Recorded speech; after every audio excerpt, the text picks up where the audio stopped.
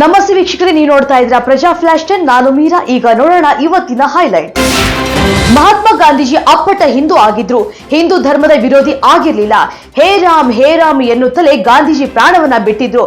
ನಾವು ಗಾಂಧೀಜಿಯ ಹಿಂದುತ್ವದ ಮೇಲೆ ನಂಬಿಕೆ ಇಟ್ಟಿದ್ದು, ಬಿಜೆಪಿಯವರು ಮತಾಂಧ ಗೂಡ್ಸೆ ಸಿದ್ಧಾಂತವನ್ನ ಪಾಲಿಸ್ತಾ ಇದ್ದಾರೆ ಅಂತ ಮುಖ್ಯಮಂತ್ರಿ ಸಿದ್ದರಾಮಯ್ಯ ವಾಗ್ದಾಳಿಯನ್ನ ನಡೆಸಿದ್ದಾರೆ. ಸಂವಿಧಾನ ಬದಲಾಯಿಸಿದ್ದು ಕಾಂಗ್ರೆಸ್ ಅನ್ನೋದು ಸಾಕ್ಷ್ಯ ಸಮೇತ ಇತಿಹಾಸದಲ್ಲಿ ದಾಖಲಾಗಿದೆ. ನಮ್ಮ ಸಂವಿಧಾನ ಒಂದು ಅದ್ಭುತವಾದ ಗ್ರಂಥ.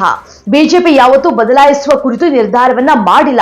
ಇದೆಲ್ಲ ಚುನಾವಣೆಯ ವೇಳೆ ಕಾಂಗ್ರೆಸ್ ಸೃಷ್ಟಿಸಿದ ಅಪಪ್ರಚಾರ ಅಂತ ಮೈಸೂರು ಸಂಸದ ಯದುವೀರ್ ಒಡೆಯರ್ ನುಡಿದಿದ್ದಾರೆ. ಕಿತ್ತೂರು ರಾಣಿ ಚೆನ್ನಮ್ಮ ಅವರು ಕರ್ನಾಟಕದ ವೀರ ಮಹಿಳೆ.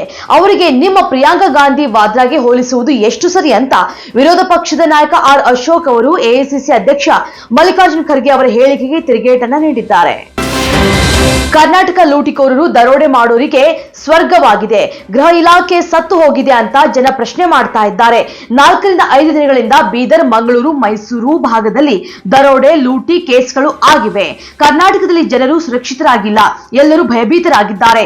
ಗೃಹ ಸಚಿವರು ಮನೆ ಬಿಟ್ಟು ಹೊರಗಡೆ ಬಂದು ಪೊಲೀಸ್ ವ್ಯವಸ್ಥೆ ಬಿಗಿ ಮಾಡ್ತಾ ಇಲ್ಲ ಅಂತ ಗೃಹ ಸಚಿವರ ವಿರುದ್ಧ ಕಿಡಿಕಾರಲಾಗಿದೆ. 2025ರ ಪುರುಷರು ಹಾಗೂ ಮಹಿಳಾ ಖೋ-ಖೋ ವಿಶ್ವಕಪ್ನಲ್ಲಿ ಅತ್ಯುತ್ತಮ ಆಟವಾಡಿ ಭಾರತ ತಂಡವು ವಿಶ್ವ ಚಾಂಪಿಯನ್ ಆಗಿ ಹೊರಹೊಮ್ಮುವಲ್ಲಿ ಪ್ರಮುಖ ಪಾತ್ರವನ್ನು ವಹಿಸಿದ ಕರ್ನಾಟಕದ ಎಂಕೆ ಗೌತಮ್ ಹಾಗೂ ಚೈತ್ರಾ ಅವರನ್ನ ಕೇಂದ್ರದ ಬೃಹತ್ ಕೈಗಾರಿಕೆ ಮತ್ತು ಉಕ್ಕು ಖಾತೆ ಸಚಿವ ಎಚ್.ಡಿ. ಕುಮಾರಸ್ವಾಮಿ ಅವರು ಸನ್ಮಾನಿಸಿ ಗೌರವಿಸಿದರು. ಕಾಂಗ್ರೆಸ್ ಪಕ್ಷದಲ್ಲಿ ಈಗಿನ ರಾಷ್ಟ್ರೀಯ ಅಧ್ಯಕ್ಷ ಮಲ್ಲಿಕಾರ್ಜುನ್ ಖರ್ಗೆ ಅವರನ್ನ ಅವಮಾನಿಸಲಾಗ್ತಾ ಇದೆ.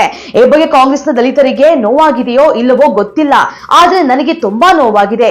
ಇಂತಹ ಅವಮಾನ ಸಾಕಿನ್ನು. ಖರ್ಗೆ ಅವರಿಗೆ ರಾಜಕಾರಣ ಬೇಡ, ಅವರಿಗೆ ವಯಸ್ಸಾಗಿದ್ದು ಮನೆಯಲ್ಲಿ ಇರಬೇಕು ಅಂತ ಬಿಜೆಪಿಯ ಹಿರಿಯ ಸಂಸದ ರಮೇಶ್ ಜಿಗಜಿಣಿಗೆ ಹೇಳಿದ್ದಾರೆ.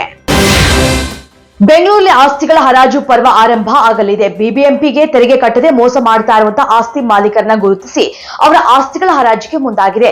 ಪಾಲಿಕೆಯಲ್ಲಿ 8 ರಿಂದ 10 ಪ್ರಮುಖ ಸುಸ್ತಿದಾರರನ್ನ ಪ್ರತಿ ವಲಯದಿಂದ ಗುರುತಿಸಲಾಗಿದೆ. ಸ್ಥಿರ ಆಸ್ತಿಗಳ ಮಾರಾಟದ ಹರಾಜು ಮಾರಾಟ ದಿನಾಂಕವನ್ನ ನಿಗದಿಪಡಿಸುವ ನೋಟಿಸ್ಗಳನ್ನು ನೀಡಲಾಗಿದೆ. ಅಮೆರಿಕದ ನೂತನ ಅಧ್ಯಕ್ಷ ಡೊನಾಲ್ಡ್ ಟ್ರಂಪ್ ನೆರೆಯ ರಾಷ್ಟ್ರಗಳ ಮೇಲೆ ಸುಂಕ ವಿಧಿಸುವ ಘೋಷಣೆಯಿಂದಾಗಿ ಮಂಗಳವಾರ ಷೇರು ಮಾರುಕಟ್ಟೆಯಲ್ಲಿ ಸಾಕಷ್ಟು ಏರಿಳಿತಗಳು ಕಂಡು ಬಂದಿದ್ದು, ಮಾರುಕಟ್ಟೆಯಲ್ಲಿ ಎಲ್ಲೆಡೆ ಕುಸಿತ ಕಂಡು ಬಂದಿದೆ. ಅಲ್ಲದೆ ಸೆನ್ಸೆಕ್ಸ್ 7 ತಿಂಗಳ ಕನಿಷ್ಠ ಮಟ್ಟಕ್ಕೆ ಕುಸಿದಿದೆ. ಚಾಂಪಿಯನ್ಸ್ ಟ್ರೋಫಿ ತಂಡದಿಂದ ತಮ್ಮನ್ನ ಕೈ ಬಿಟ್ಟಿರೋದ್ರಿಂದ ನೋವೇನೂ ಆಗಿಲ್ಲ, ಅದನ್ನ ಒಪ್ಕೊಂಡಿದ್ದೇವೆ. ಆದ್ರೆ ಏಕದಿನ ಮಾದರಿಯಲ್ಲಿ ಉತ್ತಮ ಪ್ರದರ್ಶನ ನೀಡಲಾಗಿದ್ದಕ್ಕೆ ಬೇಸರವಿದೆ. ಈಗ ಆಯ್ಕೆಯಾದವರು ತಂಡದಲ್ಲಿರೋದಕ್ಕೆ ಯೋಗ್ಯರು ಅಂತ T20 ತಂಡದ ನಾಯಕ ಸೂರ್ಯಕುಮಾರ್ ಯಾದವ್ ಹೇಳಿಕೆ ನೀಡಿದ್ದಾರೆ. ರಾಷ್ಟ್ರ ಪ್ರಶಸ್ತಿ ವಿಜೇತ ಚಿತ್ರದ ನಿರ್ದೇಶಕ ವಿ.ಕೆ. ಪ್ರಕಾಶ್ ನಿರ್ದೇಶನದ ವಿಷ್ಣು ಪ್ರಿಯ ಫೆಬ್ರವರಿ 21ರಂದು ರಾಜ್ಯದಾದ್ಯಂತ ಚಿತ್ರಮಂದಿರಗಳಲ್ಲಿ ಬಿಡುಗಡೆಗೆ ಸಿದ್ಧವಾಗಿದೆ. 1980ರ ದಶಕದಲ್ಲಿ ನಡೆದಂತಹ ಹೃದಯ ಸ್ಪರ್ಶಿ ಪ್ರೇಮ ಕಥೆಯನ್ನ ಒಳಗೊಂಡಿರುವಂತಹ ಚಿತ್ರದಲ್ಲಿ ಪಡ್ಡೆ ಹುಲಿ ಖ್ಯಾತಿಯ ಶ್ರೇಯಸ್ ಮಂಜು ಮತ್ತು ಮಲಯಾಳಂ ನಟಿ ಪ್ರಿಯಾ ವಾರಿಯರ್ ಜೊತೆಯಾಗಿ ನಟಿಸ್ತಾ ಇದ್ದಾರೆ. ಪ್ರಿಯಾ ವಾರಿಯರ್ ಈ ಚಿತ್ರದ ಮೂಲಕ ಕನ್ನಡಕ್ಕೆ ಪಾದಾರ್ಪಣೆಯನ್ನ ಮಾಡ್ತಾ ಇದ್ದಾರೆ. ಇದಿಷ್ಟು ಇವತ್ತಿನ ಅಪ್ಡೇಟ್ಸ್. ಇನ್ನಷ್ಟು ಅಪ್ಡೇಟ್ಸ್ಗಾಗಿ ನೋಡ್ತಾ ಇರಿ ಪ್ರಜಾಧ್ವನಿ ಟಿವಿ.